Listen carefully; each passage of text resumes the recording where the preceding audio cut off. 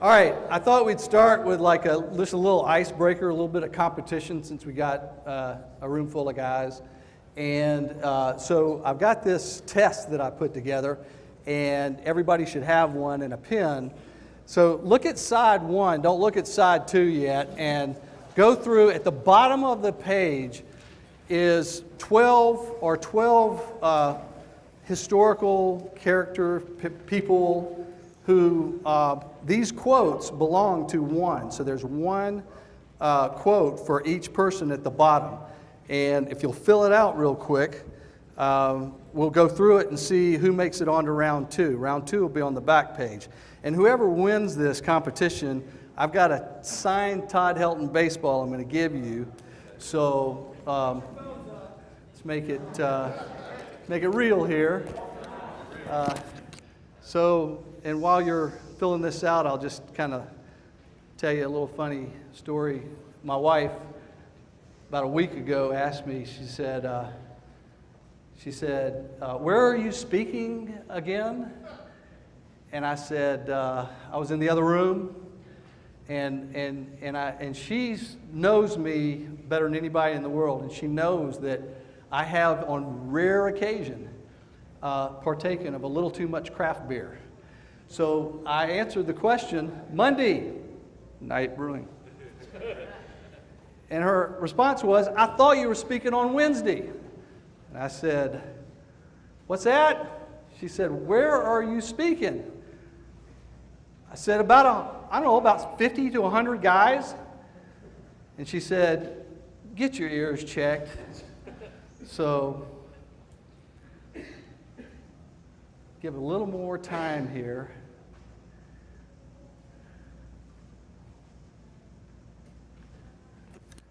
Don't overthink this. This is just a game. So, give you about 15 more seconds because I don't want to spend too much time on this. But all right, 10 seconds. Fill it in. Fill it in. You know? Hey, you know what? You can't. But it's just like, when you take those tests. And you get down to the end, you just have to B, C. That's right. So, all right, is everybody ready? So here we go. Score yourself. First quote: "What has been will be again. What has been done will be done. Will be done again. There is nothing new under the sun." That was Solomon. All right. Number two, my concern is not whether God is on our side. My greatest concern is to be on God's side, for God is always right. That's Abraham Lincoln. Three, but if serving the Lord seems undesirable to you, then choose for yourself this day whom you will serve, whether the gods your ancestors served beyond the Euphrates or the gods of the Amorites in whose land you are living. But as for me and my household, we will serve the Lord. That's Joshua. Number four, most of us go through life praying a little, planning a little, jockeying for position, hoping but never quite certain of anything, and always secretly afraid that we will miss the way. That's A.W. Tozer. All right, five, since it is so likely that children will meet cruel enemies, let them at least have heard of brave knights and heroic courage. That's C.S. Lewis. 6, for what shall it profit a man if he gains the whole world and suffer the loss of his soul? That's Jesus. Jesus said that. All right, 7, from the beginning of my Reformation, I have asked God to send me neither dreams nor visions nor angels, but to give me the right understanding of His Word, the Holy Scriptures.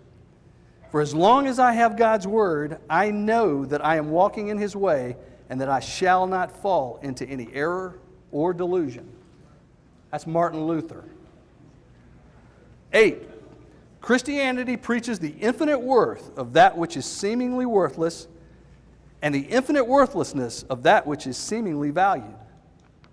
That's Dietrich Bonhoeffer. Okay? 9, never forget that everything Hitler did in Germany was legal. That's Martin Luther King Jr. said that. 10, husbands, love your wives just as Christ also loved the church and gave himself up for her. That was Paul, the Apostle Paul. All right, 11, the greatest legacy one can pass on to one's children and grandchildren is not money or material things accumulated in one's life, but rather a legacy of character and faith. Billy Graham. And then lastly, a man's got to have a code, a creed to live by. That's John Wayne. All right. Quick scoring. How many people got them all right? Okay. How many got 11? 10? 9? We got one niner. All right. Well, that ends the game. Yeah. Good. No, actually, I thought we'd have probably at least 2 or 3, like a tie. So just for the fun of it, switch it over to the other side because I want you to hear these quotes. All right. Who said, the only time my prayers are never answered is on the golf course? Billy Graham. That was Billy Graham. All right. How many legs does a dog have if you call his tail a leg? 4. Saying that a tail is a leg doesn't make it a leg. It's Abraham Lincoln. All right, 3. I like this one. Life is tough, but it's tougher if you're stupid. That's John Wayne. And then 4, I didn't go to religion to make me happy. I always knew a bottle of port would do that. If you want a religion to make you feel comfortable, I certainly don't recommend Christianity. That's C.S. Lewis.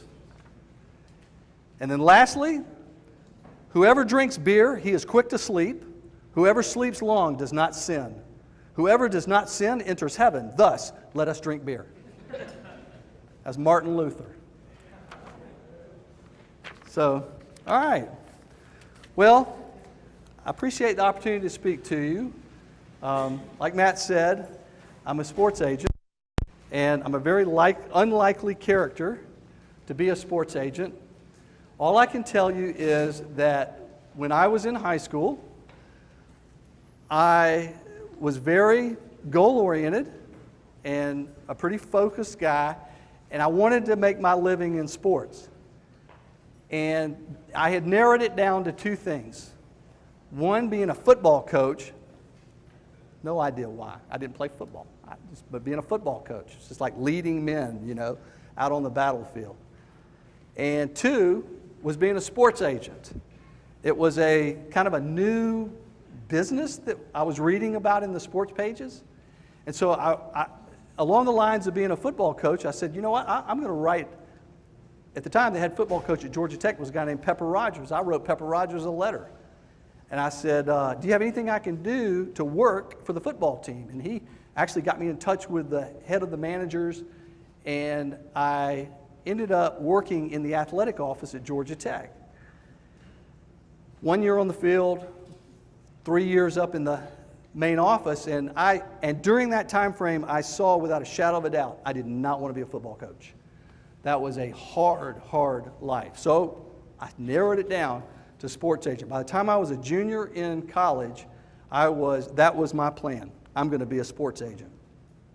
And so I went to law school, not to be a lawyer, but to be a sports agent. I had a mentor who said, look, if you're going to do this, what you need to do, he was a lawyer in Atlanta, he said, you need to go to law school, make the best grades you can make, get on with the best law firm you can get on with, and then if you still want to do this crazy thing called sports agency, go give it a shot. But if it doesn't work, and what he meant by that was when it doesn't work, you'll have something you can fall back on. So I went to law school, and I literally had classmates. I had this one classmate who was a really good friend. He's a great friend of mine today, who I remember very clearly in front of Emory Law School, him asking me the question, what are you going to do? What kind of law do you want to practice? I said, George, I don't want to practice law. I'm going to be a sports agent. He was a very deliberate guy, and he did not immediately say what was in his mind. He thought about it. I mean, he really thought about it like probably 10 or 15 seconds. And he looked at me with a lot of empathy, and he said, why? Why do you want to be a sports agent? But that's what I wanted to do.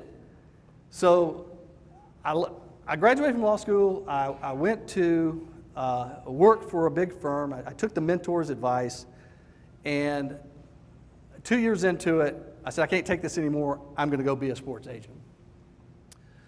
And so I quit. And I went out on my own and started doing the work, trying to do the work of being a sports agent. I had another mentor, a head football coach that was friends with my family and that I'd gotten to know through Georgia Tech, named Bill Curry, and he was really helping me try to make some contacts and all. And he had played in professional football and had a great career and was a great coach. And he even asked me, he said, Mike, you really don't want to do this. It's a glorified babysitter's job. Listen, I know I've been in that world, but if you're determined to try this, try to do this, then I'll help you any way I can. And he really did. He tried as best he could. Had a couple of successes and a lot of failure for about 4 years. Now, kind of going back in time, I met the Lord when I was 14. My parents weren't Christians. I had friends who went to a local Methodist church and had a really cool youth group. They invited me to go to the youth group with them. Well, in the process of going to the youth group, I started hearing about Jesus. And probably about a year into it, they had a revival at this church. And so I went to the revival because the girls were going to it. That's the only reason why I was there. And I remember to this day, the evangelist, seriously, I thought he was looking right at me. And he said, you've got a problem? He explained the problem. He said, God's provided a solution because he loves you. He explained the solution. He said, now you got a decision. And I decided at the age of 14 that I wanted to follow Christ. Now, I didn't do a very good job of it up until probably, yesterday. But I made that decision to follow Christ. So, back to Bill Curry and my attempt to be a sports agent. Now, I got to apologize to you guys, okay, because my brother died of a brain tumor about 12 years ago, and we were close, and he was a great man. And when he died, like something kind of broke inside of me. And so at times when I think about God's goodness and what's in store for me after this life, I'll tear up a little bit. So hopefully I won't, but if I do, you don't need to worry about it, okay? Because I'm fine, all right? I'm just kind of dealing with my own head with this thing. I made the decision. I got married to my wife in 1987. God, I better remember that year. This is on tape. She's going to look at this. 1987, baby, August 15th. And she got pregnant within a month of us getting married. And all of a sudden, I was like, I got 3 mouths I'm going to be feeding, not one. And this has been a disaster, me trying to be a sports agent. So I'm done. I've had it. My mentor, lawyer friend was right. It wasn't when, if, it was when. And so, but I said this, Bill Curry has been too much help to me for me not to go tell him thank you. So I called Bill and I said, I need to come down. At the time, he was the head coach of Alabama. So I went to see Bill and I said, thank you for everything you did for me. I really appreciate it. But I'm out. I'm done. I've got. I'm done being a sports agent. And Bill said, "That's the weirdest thing, Mike, that you came here this week, because this week, I think it was a Wednesday, Monday, my agent, a guy named Robert Fraley, who was a star in the business, one of the best agents, if not the best, out there, and a man of high integrity. Bill wouldn't have been represented by him if it wasn't. My agent called me to tell me that he was doing some reorganizing in his business, and he had a position, a pretty important position in his firm that he had to fill. And he asked Bill, is there anybody you know that you could recommend to at least interview for this position? And Bill said, would you like to interview for it? And I was like, sure. So I interviewed for the job, and I got it. And the timing of that, I'm going to say, was God's providence. I mean, I can't really, so many things have happened in my career that a guy like me who never played professional ball, didn't have a dad who was a famous coach, I didn't cheat. I wasn't going to be one of these guys that was giving people, money under the table, or families paying their mortgage or whatever. And by the way, that goes on all the time. And I was getting my head handed to me because I wasn't going to do that. So it was a very unlikely person to be pursuing this anyway. Ends up getting this job. Those 5 years in Orlando set my course into being a sports agent that I've now done this for 31 years. It's been my career. And so, I look back and I say, well, all the things that have happened that the Lord did.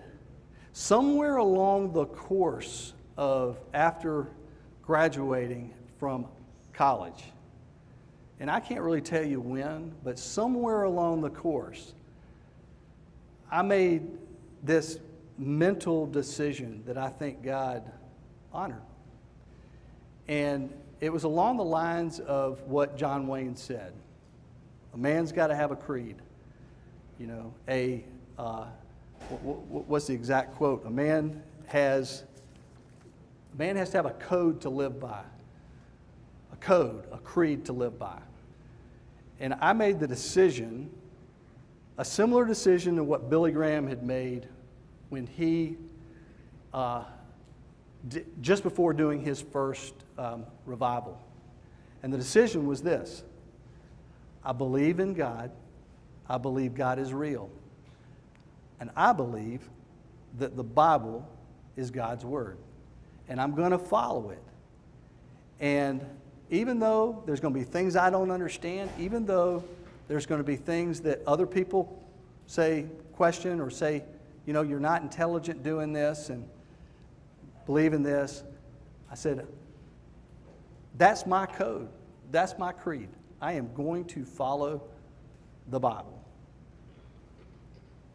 Now, the interesting thing about the Bible, and I'm going to get back to the sports agency and tell you, one story, and then we'll have some questions. But I do want to say this. The interesting thing about the Bible is that Solomon was right.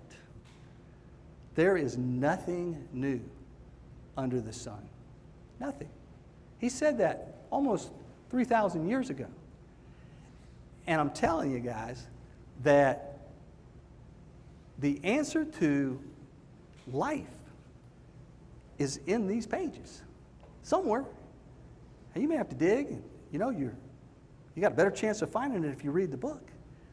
But I've been amazed in my life at how relevant this book has been to giving me the code to live by. It tells me that I'm a sinner and that everybody is, and that it's just a problem we have. And I look and I say, well, that corresponds to reality. I hadn't met anybody that I wouldn't say, yeah, he's a sinner. The only person that didn't sin was Jesus. It says a lot of things. It says that men and women are different, that we have different roles.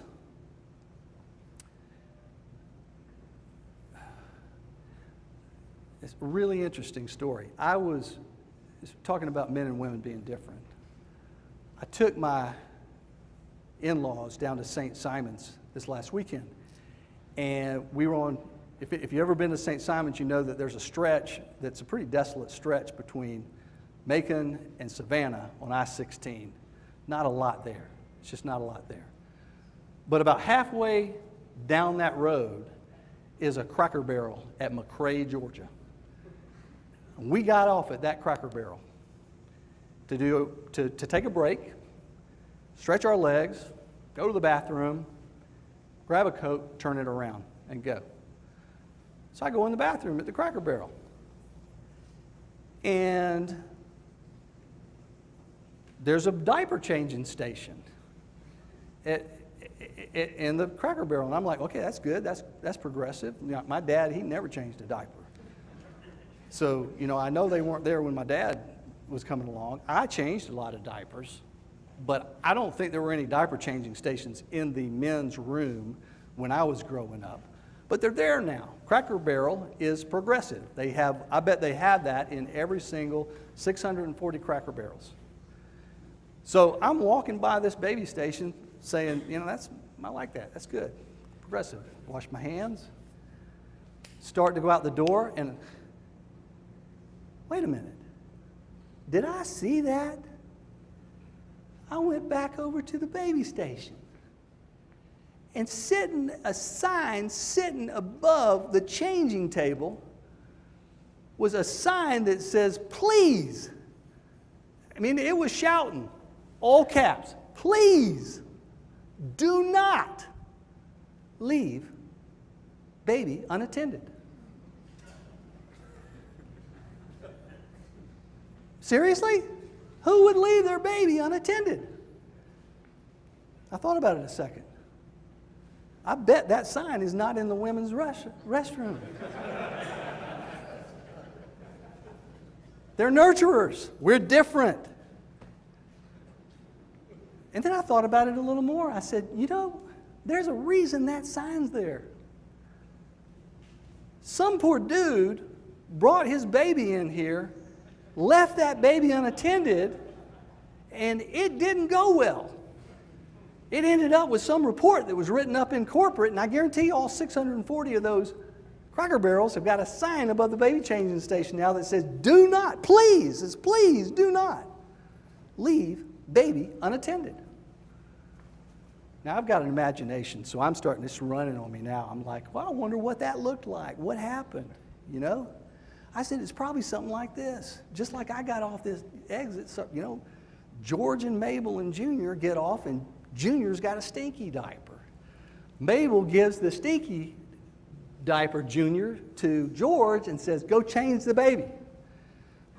And George says, I can do this thing. I'll help you out, Mabel. Let's go. Right now, I know they've got a changing station. He goes in there, he changes that baby's diaper. Does a great job. He's feeling good about himself. Buttons that baby up. Job done.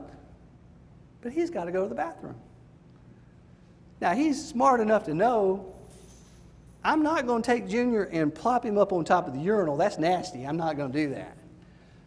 Hang on just a second while I go to the bathroom. He turns around, goes to the bathroom. Junior's feeling good because Junior's clean now. He's wiggling around. He's worked himself right to the end of that baby changing station. And whoo, bam, face plant. He's hit the floor. Well, at this point, I promise you, George is turning around in a panic mode because he knows what's coming. Because Junior is screaming his head off. Meanwhile, outside in the Cracker Barrel is Mabel. And she hears this crying, screaming going on in the bathroom. And she knows it's Junior. And there's about 6 other women out there too, because they stick together.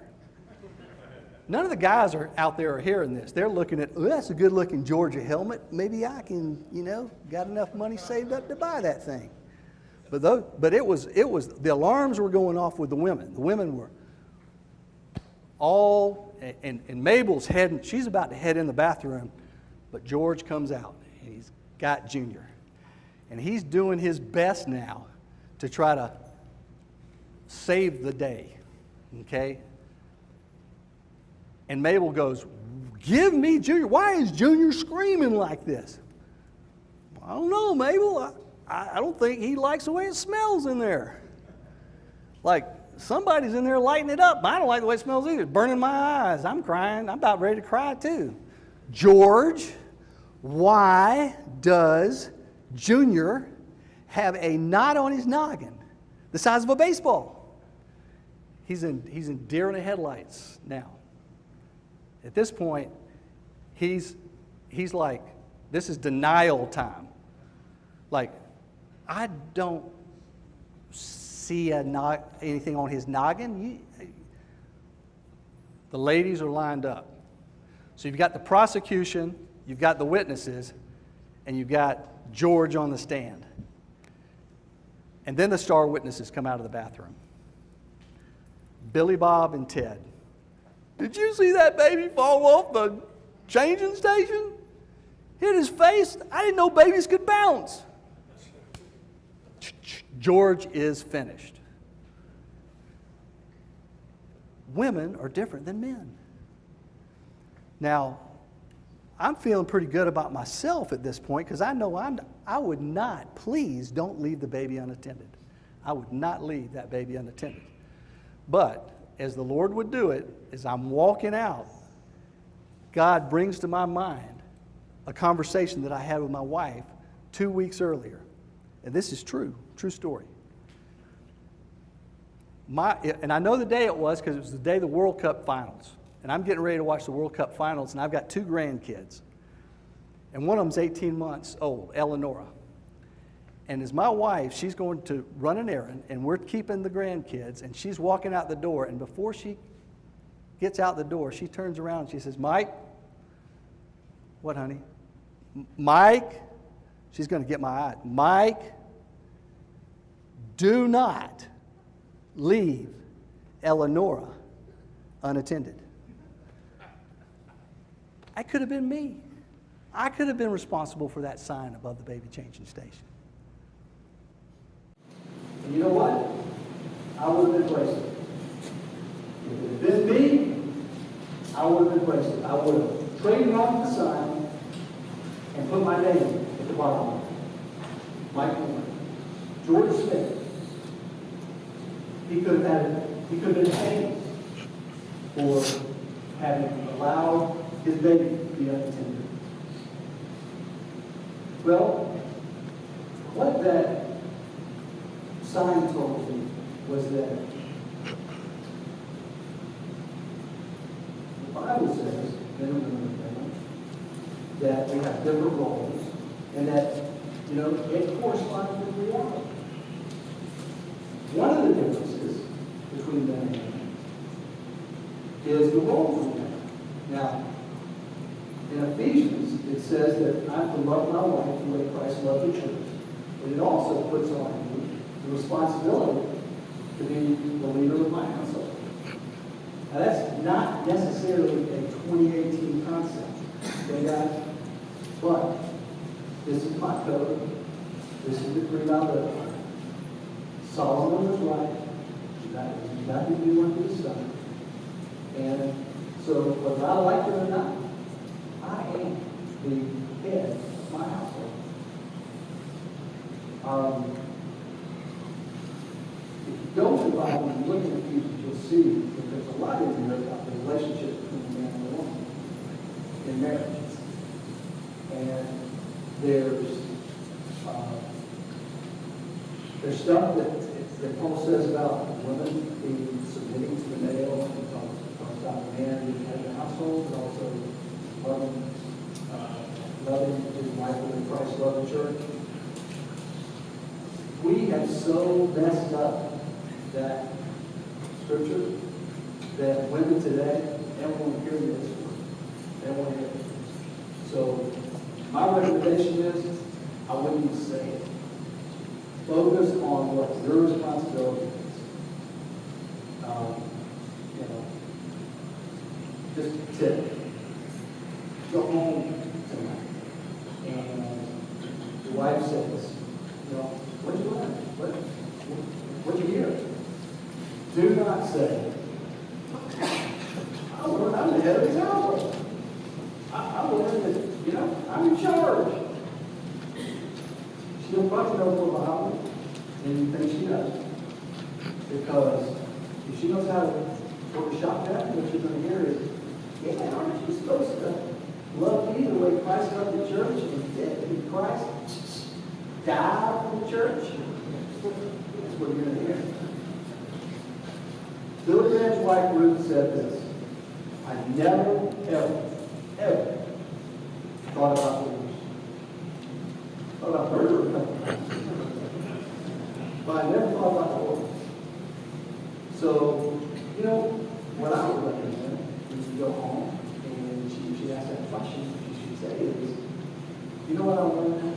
I learned that you are the most special gift I could possibly have. Like your value, I learned your value to me. Like God was so loved me so much that He actually gave you to me. I didn't deserve someone as special as you, but He did it. He was blind in your eyes. I learned that I'm that loved by God.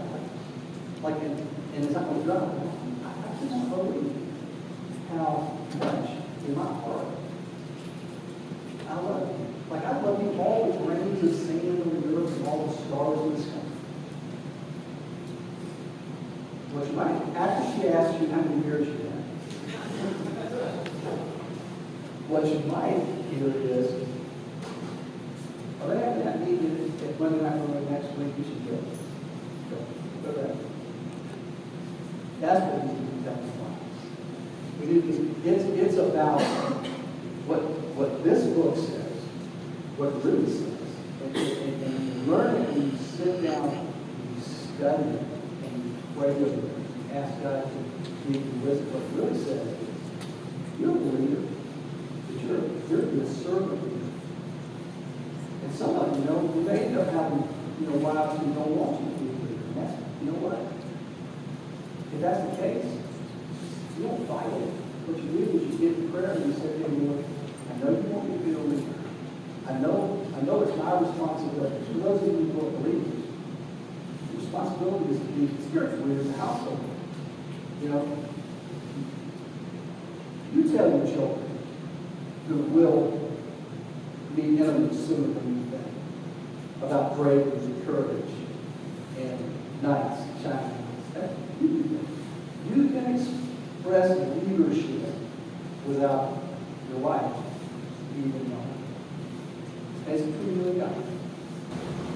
And if you're leading well, it's going to be well. You trust in the Lord, and you draw her close to you.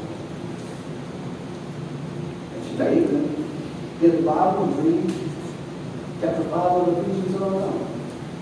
Get in a Bible study and start learning what true submission is in that relationship.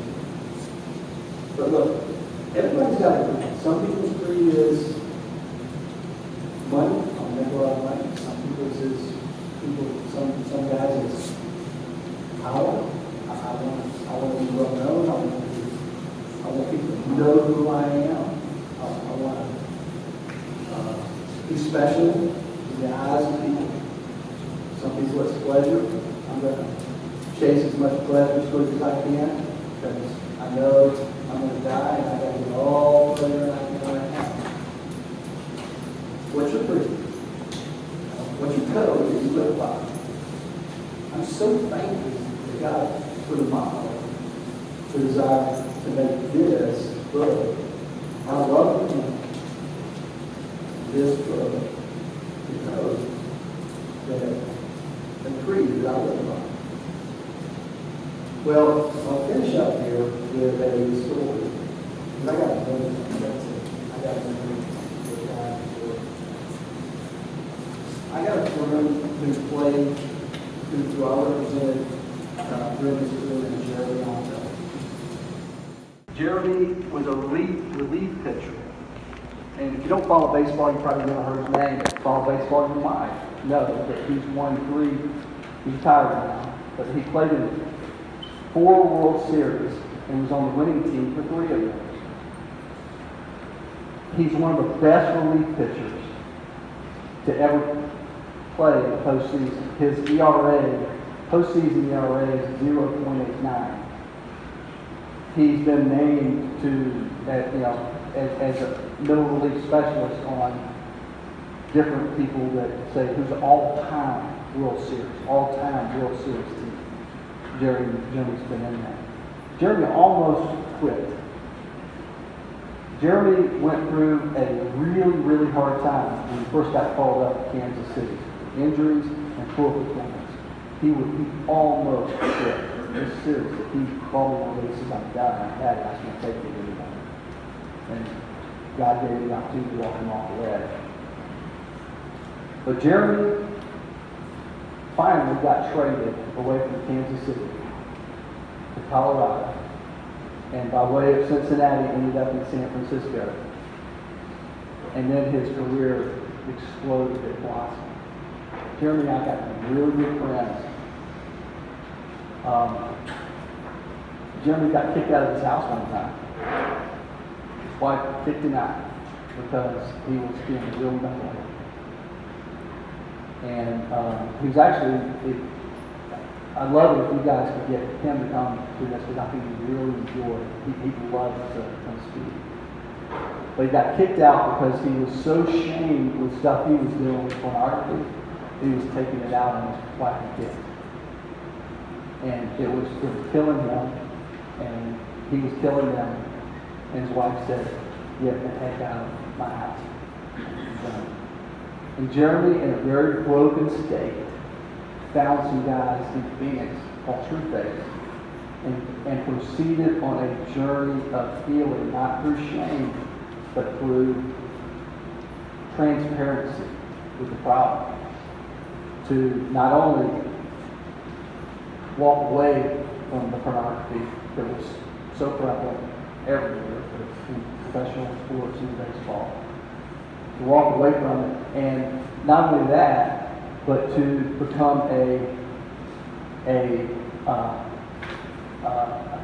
fighter against not just pornography, but the deeper root issues that are causing us men to go towards pornography.